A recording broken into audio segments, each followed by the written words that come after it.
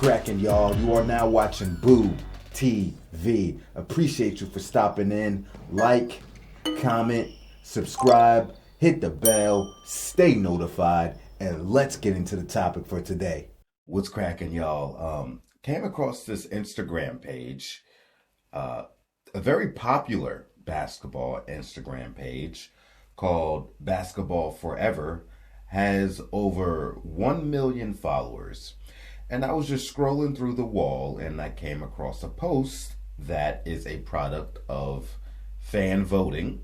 So basically they were looking for the NBA GOAT at every position in their all-time bracket. And they had almost 2 million votes total. And this graphic right here is the breakdown of the top 10 most voted basketball players. And this graphic is very, very, very telling. All right. You got Michael Jordan with the most votes with over 165,000.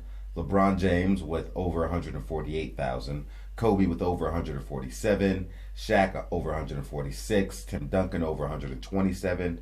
Steph Curry over 107. Larry Bird over 98,000. Kareem over 98,000. Dirk Nowitzki over 97,000. And Magic Johnson over 93,000. Like I said, I don't have to get deep into analysis, and I can see what the hell was going on here. First of all, Michael Jordan having the most amount of votes does not surprise me. Any vote, any poll you go to anywhere, generally if Michael Jordan is an option, most people seem to consider Michael Jordan the greatest of all time. So that part's no surprise. And definitely, you would expect him to be voted as the best at his position, usurping Kobe Bryant. Okay.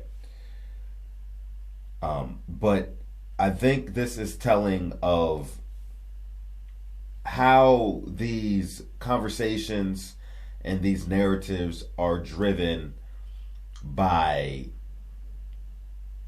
the generations that get into these type of polls and spark these kind of conversations on social media outlets more than anything.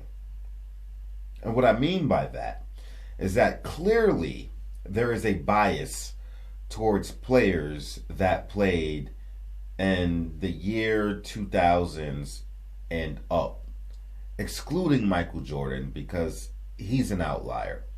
All right. So even though Mike did play for the Washington Wizards in the 2000s, he's most recognizable for his tenure with the Bulls. All right. But we all know the legend, the icon, the aura that Michael Jordan holds and how it will transcend generations upon generations upon generations. But there is a clear bias for players that played in the year 2000s and up. And it could be partially because the generations that are on Instagram are probably people of my generation and the ones after me, not so much the people that were around watching basketball in the 70s, the 80s, the 90s. Probably a lot of those people aren't on Instagram participating in these type of polls and surveys. And I think my generation, I'm 36 years old. I grew up watching basketball in the 90s and on.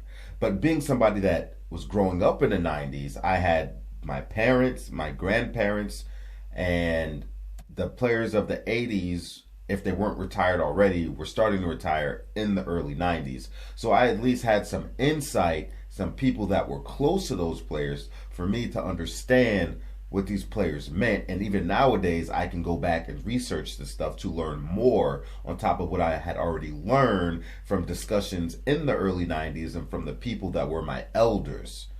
But that doesn't mean everybody in my generation had that.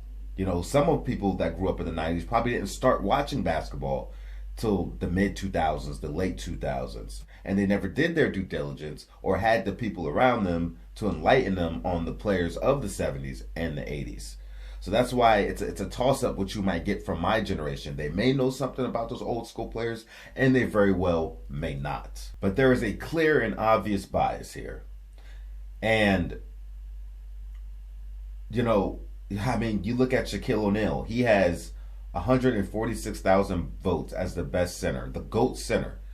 Kareem Abdul-Jabbar has only 98,000 compared to Shaq's 146. What are we talking about? And if you're new to this channel, I'll be the first to tell you. You'll go on my content, a lot of my reaction videos. Kobe Bryant fan reacts to this, blah, blah, blah. Kobe's my favorite player of all time. But I am completely unbiased to all these players, and I try to keep it 100%, 100% real and honest about every topic I talk about, every discussion I get into. Okay? And I'll be the first to tell you, I grew up with Shaquille O'Neal. Preferably, I like Shaq more. But I do not think Shaquille O'Neal was a better player than Kareem Abdul-Jabbar, nor do I think Shaquille O'Neal had a better career than Kareem Abdul-Jabbar. There is no way Shaquille O'Neal should be leading Kareem by these many votes. There is no way. Whether he's leading him or not, the disparity is way too huge. And the disparity tells me everything I need to know about the age group that's participating in these polls. And these are the people that will be writing the narratives moving forward and preaching to the future generation of basketball watchers. And it's really sad. It really is. Tim Duncan, I have no argument for Tim Duncan having as many votes as he has. The disparity between LeBron James, 148,000, and Larry Bird, 98,000, is absurd. Again, the same situation with Shaquille O'Neal and Kareem Abdul-Jabbar. There should not be that much gap between LeBron James and Larry Bird. I'm sorry. Folks, go do your research on Larry Bird, please. Please. Please. I'm talking to the younger people. I'm not talking to the older people. They know who the hell Larry Bird is. I'm talking to the people in my generation and the ones that came after me. Please go do your research on Larry Bird. I'm not asking you to go to my Larry Bird playlist and watch my content about Larry Bird. I'm asking you just go wherever you need to go, whatever avenue, whatever street you got to turn down, whatever planet you got to go to get the information and ingest it. Go do that, please. And maybe you could reconsider. And maybe you could understand why I think there should not be this much disparity. In fact, I think Larry Bird is greater than LeBron James. That's where I stand on that. Again, the fact Steph Curry, 107,000 votes compared to Magic Johnson, 93,000. Now we're talking about the point guards here. That's ludicrous, man. That's crazy. And I recently put out a video about why I picked Magic Johnson over Steph Curry, and I'm not getting into it. But this just shows you, like I said, the clear reason for this, for these results, are the people voting, what era they're from, what they've seen, and their lack of due diligence. And I'm sure there's some people, in their 40s, 50s, 60s that are on Instagram contributing to these numbers, but I can assure you it's probably not many compared to the younger people. When we talk about the power forwards, the fact that Dirk Nowitzki is on this list again tells you about the people that are voting and the age. With all due respect to Dirk Nowitzki, and I have been a huge supporter of Dirk and his legacy and holding him down on this very channel.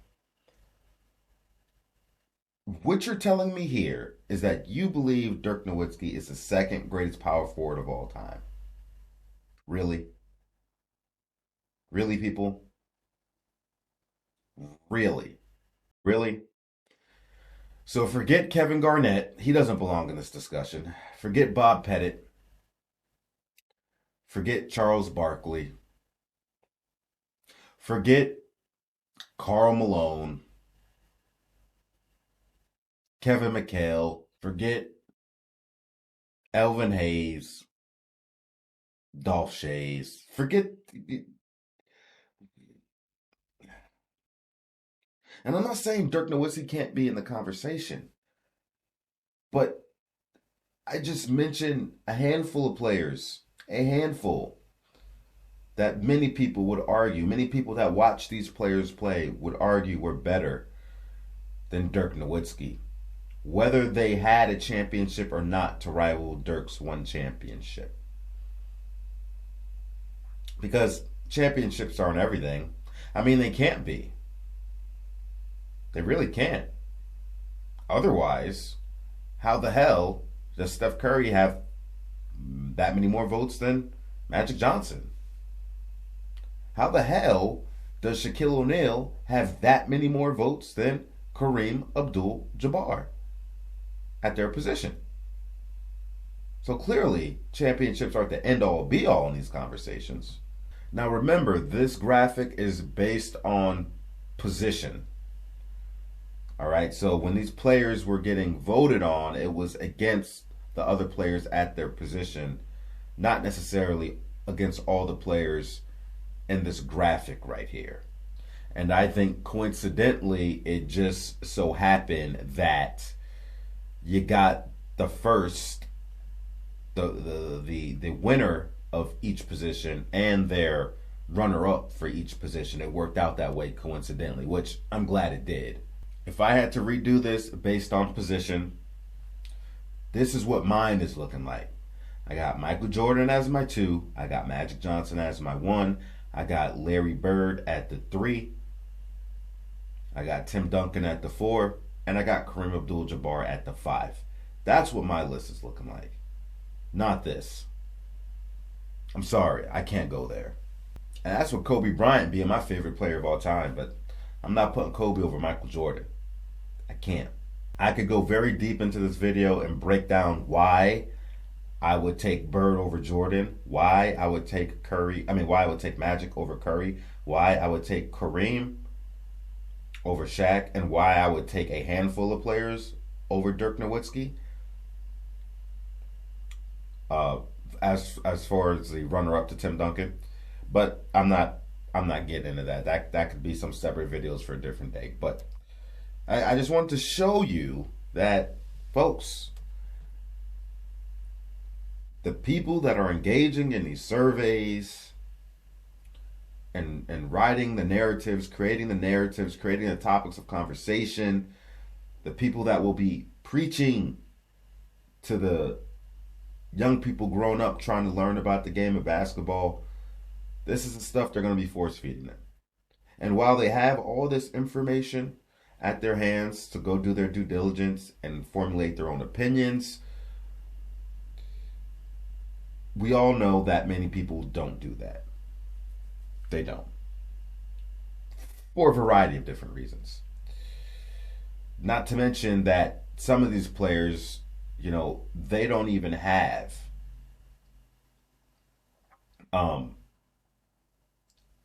enough video footage to even watch some of these guys play.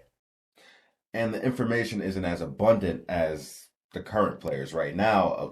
A player does something in a game, within 5 minutes, all the highlights are up on YouTube and articles all over Google. You know what I mean? It's just different. And speaking of Shaq, the fact that Shaq is even the runner-up, like for me, no. I got Wilt over Shaq, and I got Bill Russell over Shaq career-wise. Anyway, that's all I got to say about it. Y'all let me know what you think about it. I hope that we all continue to spread the good word about these players that played in times prior to the 2000s.